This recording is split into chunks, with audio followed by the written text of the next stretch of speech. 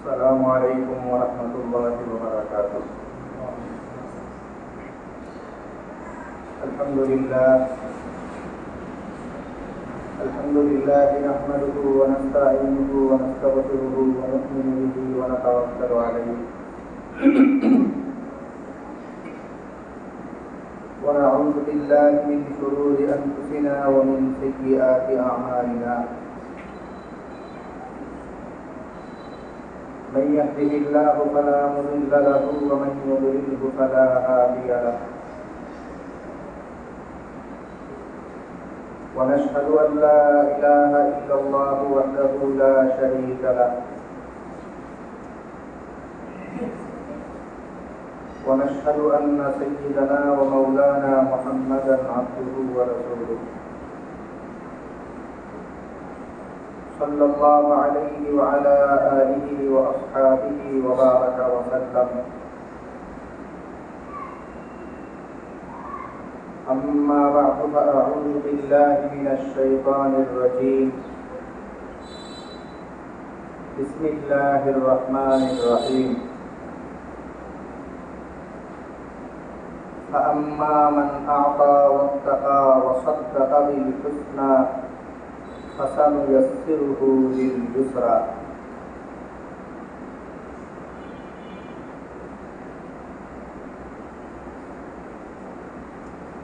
وقد صح عن رسول الله صلى الله عليه وسلم في قول امرأته خديجة رضي الله عنها أنها قالت: كلا لا يخزيك الله أبدا إنك لتصل الرحم وتصدق الحديث وتقري الضيف وتكسب المعلوم وتعين على نوائب الحق. اللهم صل على محمد وعلى آل محمد كما صليت على إبراهيم وعلى آل إبراهيم إنك حميد مجيد.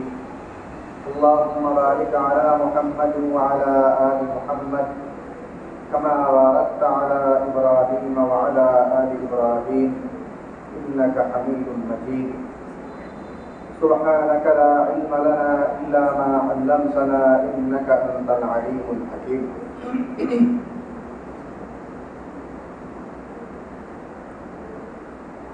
মহান আল্লাহ পাক রব্বুল আলামিনের দরবারে অসংখ্য শুকরিয়া জ্ঞাপন করছি।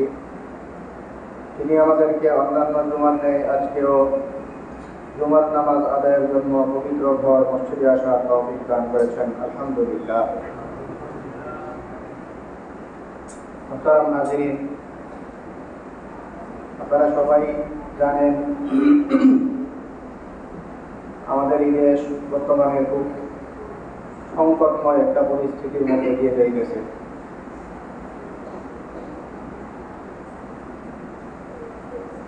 আমাদের দেখা স্মরণকালের সবচেয়ে ভয়াবহ বন্যা হচ্ছে আমাদের দেশের কিছু অঞ্চলে।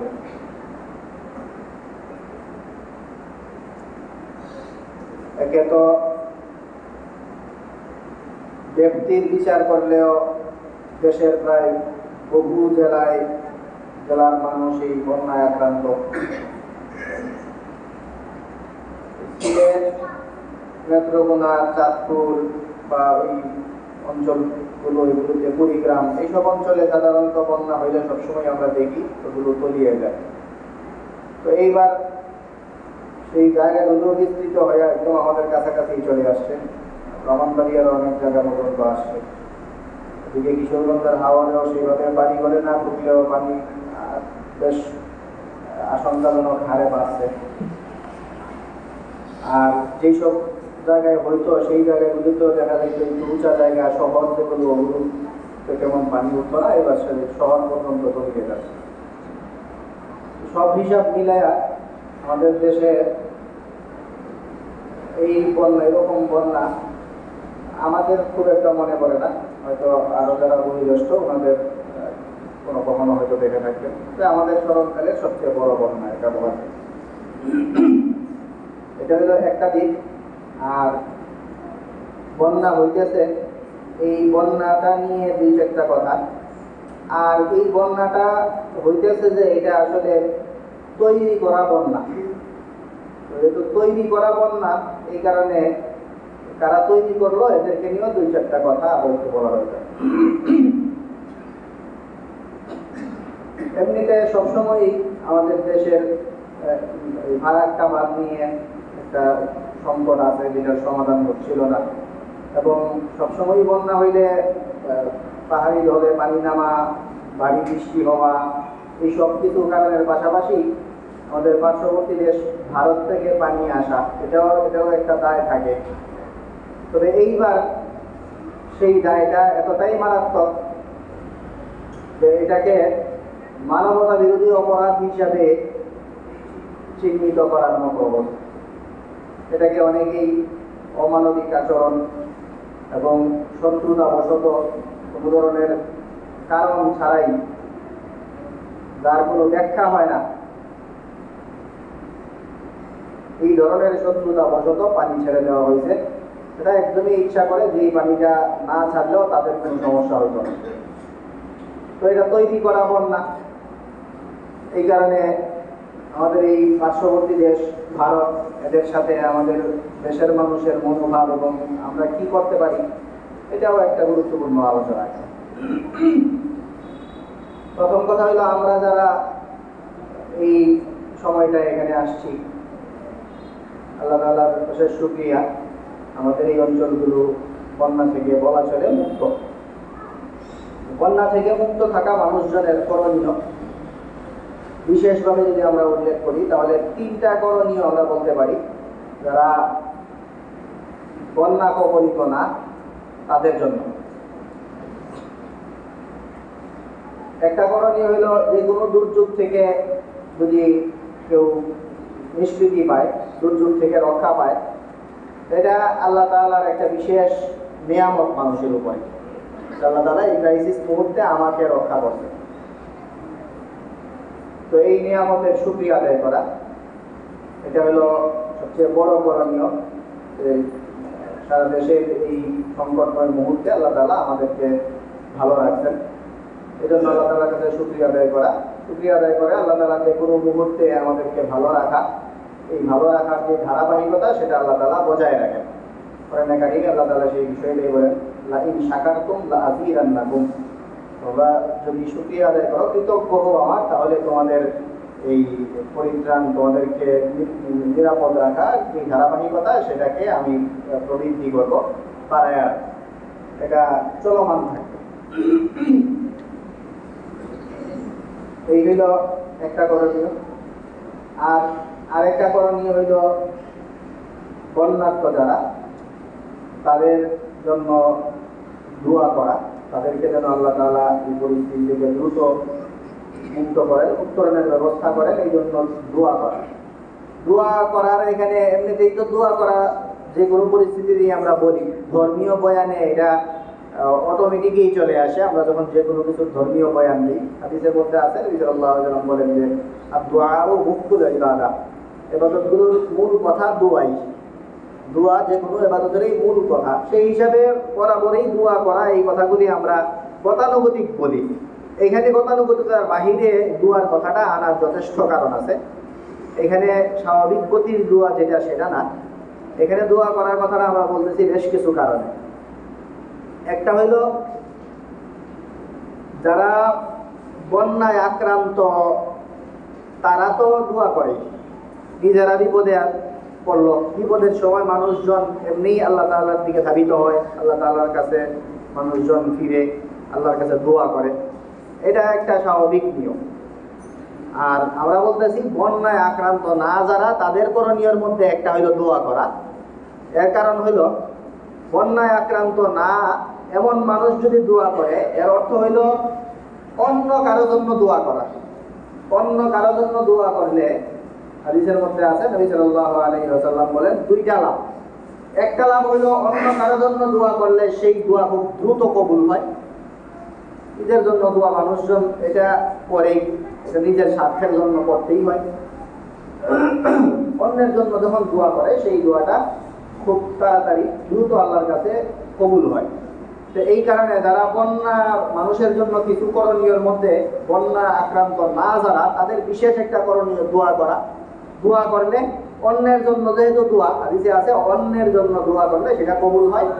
আর আরেকটা লাভ হইল, যখন অন্যের জন্য দোয়া করা হয় যে আল্লাহ অমুকদেরকে, ওই এলাকার মানুষজন পানি দ্বারা বন্যায় আক্রান্ত, আল্লাহ এদেরকে দোয়া, আপনি তাদেরকে সাহায্য করেন, তাদেরকে হেফাজত করেন, এই কথাটা বলার আরেকটা লাভ হইল, এই কথাটা বললে যেই লোক দোয়া করছে এই লোকের জন্য ফেরেশতারা সেম দোয়া করে যে আল্লাহ তোমারও এইসব পরিস্থিতি থেকে বাঁচায় রাখে। তো এই দুইটা লাভ, দুই দিকে। একদিকে হইলো যাদের জন্য দোয়া করা হইতেছে এরা মুক্তি পাওয়াটা খুব ত্বরান্বিত হবে, কারণ অনুপস্থিত লোকজন, দূরের লোকজন দোয়া করতেছে। তো দূরের লোকজন যখন দোয়া করে তখন এমনিতেই কবুল হয়, এরা বাইচা গেল। আর যে দোয়া করলো সেও ফেরেশতাদের থেকে এই দোয়াটাই পাইল যে আল্লাহ তোমারও বাঁচায় রাখো। নবী সাল্লাল্লাহু আলাইহি ওয়াসাল্লাম বলেন, মা মিন মুসলিমিন ইয়াদউ বিযাহরিল গায়বি লিআখিহি, যে কোনো মুসলমান যখন তার অন্য কোনো ভাইয়ের জন্য অনুপস্থিত থেকে দোয়া করে, অনুপস্থিত থেকে, দূরে থেকে যখন কেউ দোয়া করে তার অন্য কোনো ভাইয়ের জন্য, তখন তার এই দোয়াটাও কবুল হয়। তো বটেই, পাশাপাশি ফেরেশতা নিযুক্ত করা হয়, যে ফেরেশতারা তার জন্য দোয়া করে এবং বলে ওয়ালা কামিসতুকু, তুমি যেই দোয়া করছো এই দোয়া তোমার জন্য প্রযোজ্য হোক। এই হইল আরেকটা করণীয়। আর তৃতীয় যেই করণীয়টা, সেটা হলো যারা এই বন্যা থেকে মুক্ত আছেন তারা বন্যার্তদের জন্য সহযোগিতা করা, সাহায্য করা। সাহায্য সহযোগিতা করা এটা বেশ লম্বা একটা টপিক, আমরা খুব বড় সড়ো কথা বলবো না, এটা নিয়ে আমরা বহুবার কথা বলছি। আপনাদের শুধু উৎসাহ দেওয়ার জন্য কয়েকটা কথা বলি। বন্যার্তদের জন্য এই সাহায্য করা এটা আমাদের আর একটা বিশেষ করণীয়।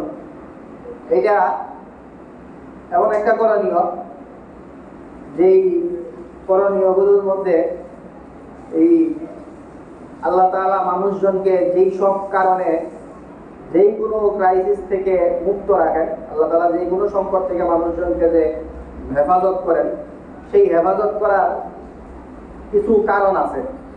সেই কারণটা আমরা সবচেয়ে সুন্দর পাই হইল হযরত খাদিজা রাদিয়াল্লাহু তাআলা আনহার বয়ানে। তো খাদিজা রাদিয়াল্লাহু তাআলা আনহার বয়ানটা খুব অদ্ভুত একটা বয়ান। উনি এই বয়ানটা দিচ্ছেন এমন এক সময়, যেই সময় কোরআন নাজিল মাত্র শুরু হয় মুহূর্তটায়। নবী সাল্লাল্লাহু আলাইহি ওয়াসাল্লাম যখন জিবরাইল আলাইহিস সালামের সাথে প্রথম সাক্ষাৎগুলি ঘটে, তখন উনি খুব ভীতসন্ত্রস্ত ছিলেন এবং ওনার সাথে কোনো ধরনের খারাপ কিছু হয়ে যায় কিনা এটা নিয়ে উনি আশঙ্কায় ছিলেন, এবং সেই আশঙ্কাটা হযরত খাদিজা রাদিয়াল্লাহু তাআলা আনহার কাছে ব্যক্ত করছিলেন। তো খাদিজা রাদিয়াল্লাহু তাআলা আনহাকে আল্লাহ তাআলা খুব শ্রদ্ধা দান করছিলেন, অনেক বুদ্ধিমতী একজন নারী ছিলেন। তো উনি ওনার বুদ্ধিমত্তা দিয়ে যে বয়ানটা দিচ্ছেন, আল্লাহ তাআলা কিছুদিন পরে কোরআনে কারিমে প্রায় কাছাকাছি পর্যায়ের আয়াত নাযিল করছেন। তো এটা খুব অদ্ভুত যে উনি এই বিষয়ে বর্ণনা দিচ্ছেন, এবং এটা যেন কোনো বর্ণনা না, কি কি করলে মানুষ কোনো ধরনের ক্রাইসিসে গিয়ে পড়ে না, এই বিষয়ে উনি একটা বয়ান দিয়েছিলেন। আল্লাহ তাআলা এটার সমর্থন জানায় কোরআন আয়াত নাযিল করতেন যে হ্যাঁ, এই কাজগুলি যারা করে এরা কোনো সংকটে পড়ে না। খাদিজা রাদিয়াল্লাহু তাআলা আনহা নবী সাল্লাল্লাহু আলাইহি ওয়াসাল্লামকে বলছিলেন যে আপনি কোনো টেনশন করার কিছু নাই, আপনি কোনো খারাপ পরিস্থিতির সম্মুখীন হবেন না, আপনার সাথে খারাপ কিছু হবে না, আপনি কোনো ক্রাইসিসে পড়বেন না। কাল্লা লা ইউযিকাল্লাহু আবাদা, কারণ হলো আপনার বেশ কিছু গুণ আছে যেগুলি আমি লক্ষ্য করছি, আর এই গুণগুলো যাদের থাকে এরা কখনো সমস্যায় পড়ে না। ইন্নাকা লা তাসিলুর রাহিমা, আপনার মধ্যে আমি দেখছি একটা ব্যাপার আছে, সেটা হলো আপনি আত্মীয়দের সাথে খুব সখ্যতা রাখেন। আত্মীয়দের মধ্যে আপনার সাথে বিমাতা সুলভ আচরণ করে এমন অনেক আছে যারা আপনার সাথে সম্পর্ক বজায় রাখতে আগ্রহী না, এবং লোকজনের সাথেও আপনি একটু বেহায়ার মতোই চলেন, এদের সাথে জোর করে গিয়া আপনি সম্পর্ক ধরেই রাখেন। আপনার মধ্যে এই একটা ব্যাপার লক্ষ্য করছি আমি, তো এই ব্যাপারটা আপনার মধ্যে আছে। এবং তাসলুকুল হাদিসা, আপনাকে আরেকটা ব্যাপার দেখছি আপনার মধ্যে, সেটা হলো আপনি কখনো মিথ্যা কথা বলেন না। মিথ্যা কখনো বলেন না, আপনি সর্বদা সত্যবাদী, সত্য কথা, সত্য কথাই আপনি বলেন, এই আরেকটা গুণ আপনার মধ্যে আছে। এবং কতগুলি জয়ফা, আরেকটা ব্যাপার আপনার মধ্যে আছে, সেটা হলো যে আপনি মেহমানদের খুব কদর করেন, মেহমানদের কদর করেন, মেহমান আসলে তাদের যথাযথ মূল্যায়ন করেন। তো মেহমানদের মূল্যায়ন করেন, এই আরেকটা ব্যাপার আপনার মধ্যে আছে। আরেকটা জিনিস আছে আপনার, সেটা হলো ওয়াতাকসিবুল মাহদুমা, আপনি বেকারত্ব দূর করেন। ওয়াতাকসিবুল মাহদুমা, আপনি কাদের কর্মসংস্থান দরকার, কোন মানুষজন তার একটা কাজ হইলে তার যদি একটা কাজে লাগান যায় তাহলে তার জীবিকাটা সুন্দর চলে, এই ধরনের লোকজনকে আপনি কাজে লাগানোর জন্য খুব সচেষ্ট থাকেন। আর ওয়াতুঈনু আলা নাওয়াইবিল হাক্কি, সর্বশেষ উনি যেটা বলছেন সেটা খুব বহুল অর্থবহ একটা কথা, ওয়াতুঈনু আলা নাওয়াইবিল হাক্কি, আপনি বিপদগ্রস্ত দ্বারা সেই বিপদগ্রস্তদের সাহায্য করেন। তো বিপদগ্রস্তদের সাহায্য করেন, এটার বেশ কিছু ব্যাখ্যা।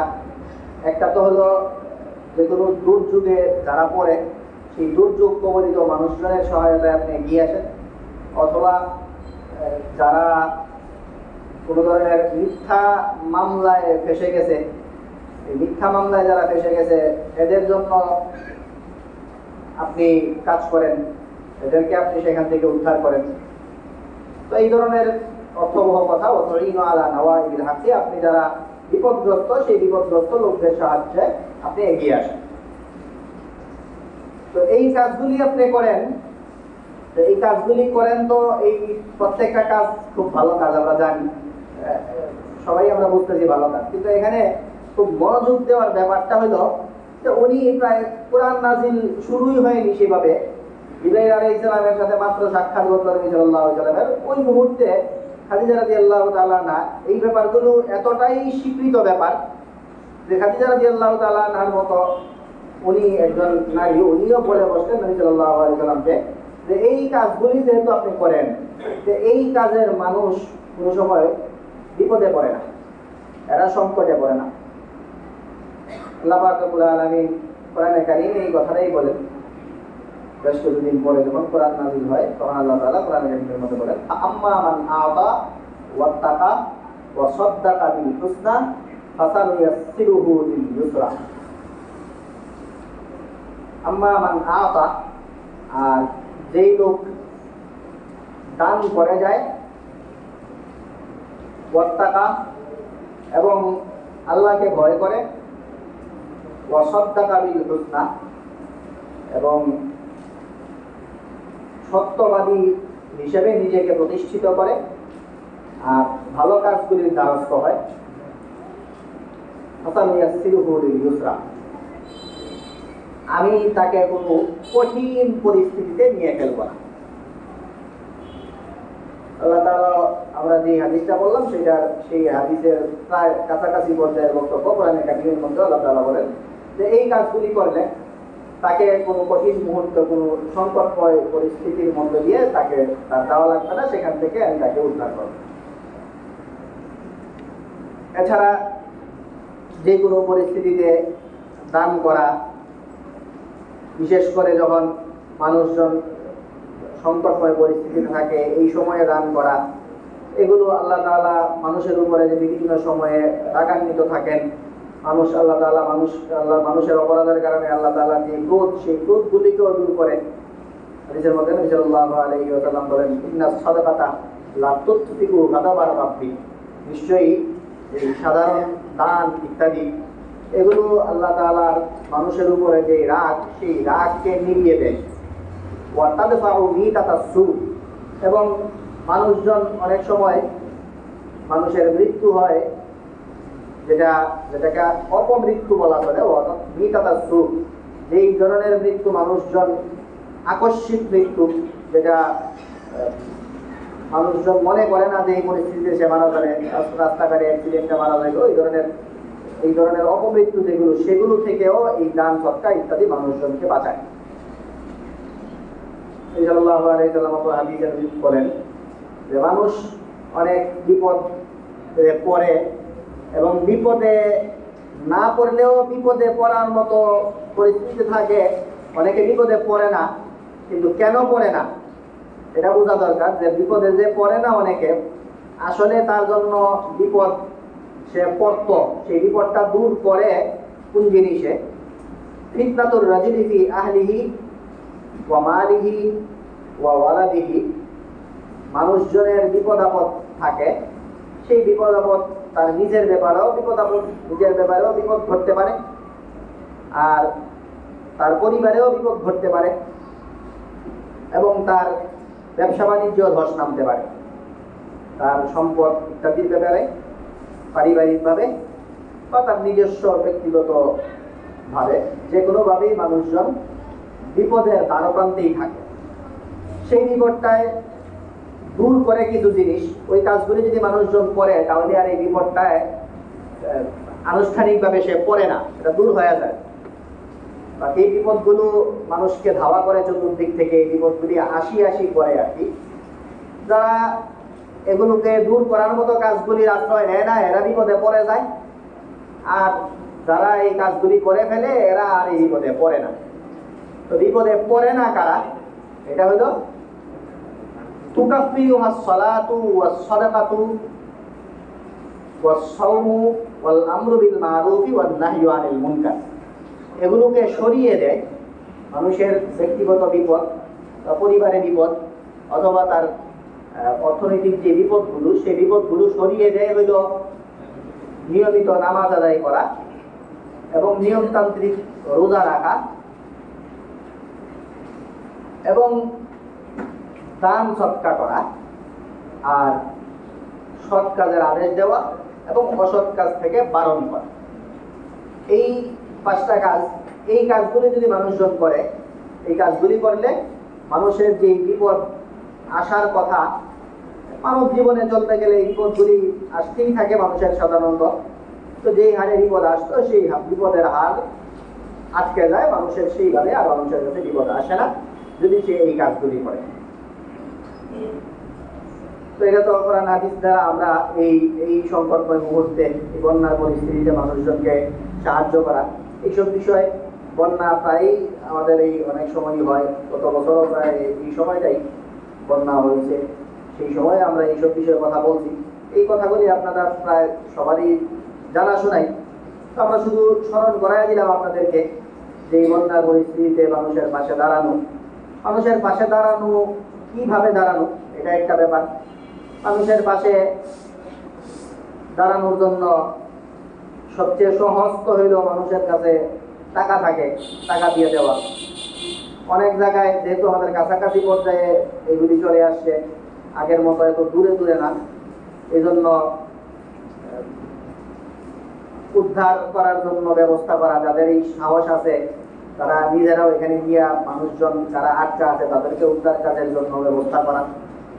অনেকের, আমাদের এই ভৈরব বেশ পানির এলাকা, এখানে নদী পথের যাতায়াত অনেক বেশি, এই কারণে অনেক মানুষ হয়তো এরকম আছেন যাদের বড় নৌযান আছে, সেগুলো মানুষের উদ্ধার কাজের জন্য কিছুদিনের জন্য দেওয়া। তো মানুষের উদ্ধার কাজের জন্য নৌযান দেওয়া, এটা একটা। আর যারা একটু এই ধরনের কাজ করে অভ্যস্ত, পানিতে সাঁতরানোর ভালো অভিজ্ঞতা আছে, সাহস আছে, তারা হয়তো মাঠ পর্যায়ে গিয়ে সেখানে কাজ করা, উদ্ধার কাজে নিয়োজিত থাকা। আর মোটামুটি সবাই যে এই কাজটা করতে পারেন, সেটা হলো অর্থনৈতিক সাহায্য করা। তো অর্থনৈতিক সাহায্য করা, এটা সবারই সামর্থ্য আছে, সামর্থ্যের মধ্যে হয়তো তারতম্য হইতে পারে, বাকি সামর্থ্য সবারই আছে। আমরা এই বিশেষ মুহূর্তে সবাই অন্তত এই কাজে শরিক হইব। এই বিশেষ করে এই বছর অন্য যে কোনো বছরের চেয়ে এই বছর পরিস্থিতিটা একটু বেশি খারাপ। এই সময় আমরা অবশ্যই শরিক হইব। শরিক হওয়ার জন্য আমরা বিশ্বস্ত যে কোনো জায়গায় আমরা শরিক হইতে পারি এবং আমাদের অঞ্চল ভিত্তিক অনেকেই এখানে বন্যার্তদের জন্য টাকা কালেকশন করেন, তাদের কাছে দিব। এবং সারা দেশীয়ভাবে এখন কিছু, যেমন হেফাজতে ইসলাম বাংলাদেশের পক্ষ থেকে ত্রাণ সহায়তা কমিটি করা হয়েছে, তো এটা একটা জাতীয় মাধ্যম, সেখানে দিতে পারি। আমাদের বাংলাদেশে বেশ নাম করা প্রসিদ্ধ একটা ফাউন্ডেশন, আসুন্না ফাউন্ডেশন, এরাও কাজ করতেছে, এদের এখানে আমরা দিতে পারি। তো এই ধরনের বড় জায়গাগুলিতে, বিশ্বস্ত জায়গাগুলিতে দেওয়ার কিছু লাভ আছে। বড় জায়গাগুলিতে দিলে এমনিতে যারা আশপাশের আমরা যারা আছি, যাদের পরিচিত, অন্তত আমার জানাশোনায় যারা আছে, এদেরকে দিলে এরা শেষ পর্যন্ত এই বড় কোনো ফাউন্ডেশনে, বিশেষ করে ভৈরব ইমাম পরিষদ, ওনাদের মাঝখান থেকে এরা যেগুলি করে ওগুলি হেফাজতে ইসলামের মাধ্যমেই হয়তো পৌঁছাবে, যতটুকু আমরা জানি। বা আপনারা সরাসরি এখন দেখা যায় অনলাইনেও খুব সহজেই দিয়ে দেওয়া যায়। বড় ফাউন্ডেশনই দেওয়ার চেষ্টা করবেন, অথবা নিজের এলাকায় যারা বড় ফাউন্ডেশনে দিবে তাদের কাছে দিবেন। ছোটখাটো এলোপাতারি দিলে সমস্যা হয়। সেটা হলো এই দেখা যায় যে 50,000 1 লাখ টাকার মতো একটা ফাউন্ডেশনে কালেকশন করে, ওরা ওইখানে যায় বুঝতে অর্ধেক টাকা ওই রাস্তাটাকেই খরচ হয়ে যায়। তো এরকম সবাই যদি এত মানুষ যায় ওখানে গিয়ে ভিড় করে, বুঝে না কিভাবে কি কাজ করতে হবে, ওইখানে গেলে আরো ভিড় বাড়ায়, এরা উদ্ধার করতে যায় কিছু বুঝে না পড়ে এদেরকেই উদ্ধার করতে হয়। এই ধরনের বেশ কিছু খারাপ পরিস্থিতি কয়েকদিন যাবৎ দেখা যাইতেছে। এই জন্য এদের কাছে টাকা দিলে আপনি আপনার সব পরিপূর্ণ পাবেন। বিশ্বস্ত মানুষের কাছে দিলে এরা টাকা পৌঁছাবে সেটাও ঠিক, কিন্তু রাস্তাঘাটের খরচপাতি, এত দল গেলে এত খরচ বাইরে যায় রাস্তায়, তো এগুলি বানানোর দরকার নাই। যারা কাজ করতেছেন এদের মাধ্যমে পৌঁছায় দেওয়া, এটা সবচেয়ে সহজ। এটা হলো আপনাদের সহযোগিতা পৌঁছানোর একটা আমরা বললাম, বেশ কয়েকটা মাধ্যমের কথা বললাম। বিশেষ করে আমরা এই দুইটা নাম বিশেষভাবে বলবো। হেফাজতে ইসলাম বাংলাদেশ তারা এই কাজ করতেছে, আর আসুন্না ফাউন্ডেশন এরাও করতেছে। এই দুইটায় দেওয়ার চেষ্টা করবেন, অথবা এমন কাউকেই দেওয়ার চেষ্টা করবেন যারা এই দুইটা জায়গায় পৌঁছায়। এই হলো আপনাদের তৃতীয় করণীয়, যেটা আমরা বলছিলাম যে বন্যার্ত মানুষের জন্য 3টা করণীয়। দূরের 3 নাম্বার হলো সাহায্য করা তাদেরকে, সেই সাহায্যের বিষয়ে আমরা কিছু কথা বললাম। আর এই সময়ে আমরা শুরুতেই বলছিলাম যে এই বন্যাটা আসলে তৈরি করা, এই বন্যাটা আমাদের পার্শ্ববর্তী দেশ থেকে তারা ইচ্ছাকৃতভাবে আমাদেরকে বিপদে ফেলার জন্য এই কাজটা করছে। তো এই জন্য আমরা আমাদের জায়গা থেকে তাদেরকে যতটুকু তাদের বিরুদ্ধে আমরা সোচ্চার হইতে পারি, তাদের বিরুদ্ধে সোচ্চার হওয়ার একটা বড় মাধ্যম ছিল, যেই মাধ্যমটা খুব কাজেও দিছে। এবং এটা হয়তো কিছুদিন পর্যন্ত এটার আওয়াজটা বন্ধ ছিল, কিন্তু সেই আওয়াজটা আমরা আবার তুলতে পারি। সেটা হলো ভারতীয় যেই কোনো পণ্য বয়কট করা। ভারতকেই তো বয়কট করা, ভারতকে বয়কট করার বড় মাধ্যম হলো তাদের পণ্যগুলো বয়কট করা। তো ভারতের পণ্য বয়কট করা, এটা তো একটা জাতীয় একটা আওয়াজ ছিল এই সময়টায়। এটা ধর্মীয়ভাবে এটা বেশ, এই কথাটা আরো বেশি গুরুত্বপূর্ণ হয়ে উঠছে এই কারণে, কারণ এখন আমাদের সাথে ভারতের যেই সম্পর্কটা, এই সম্পর্কটাকে আমরা একটা যুদ্ধের সম্পর্ক বলতে পারি। আমাদের সাথে ভারতের আসলে এখন যুদ্ধ চলতেছে। যুদ্ধের বেশ কিছু রূপ আছে। যুদ্ধের রূপের মধ্যে একটা রূপ তো হলো মাঠে ময়দানে নাইমা মারামারি শুরু করা, এটা যুদ্ধের যেমন একটা রূপ। এছাড়া যুদ্ধের আরো অনেক রূপ আছে। এর একটা রূপ ভারত এখন দেখাচ্ছে, যেটাও এক পর্যায়ে যুদ্ধ। বাংলাদেশের মানুষের সাথে ভারত পানি দিয়ে এখন যুদ্ধ করতেছে। আর শরীয়তের যে বয়ানটা আমরা বলতে চাই সেটা হলো, কেউ যদি কোনো মুসলমানদের সাথে যুদ্ধ করে, মুসলমানদের সাথে যুদ্ধে নামলে সকল মুসলমানের তখন করণীয় হইল ওই দেশের সাথে তাদের সাথে অসহযোগিতা করা, অসহযোগ আন্দোলন করা।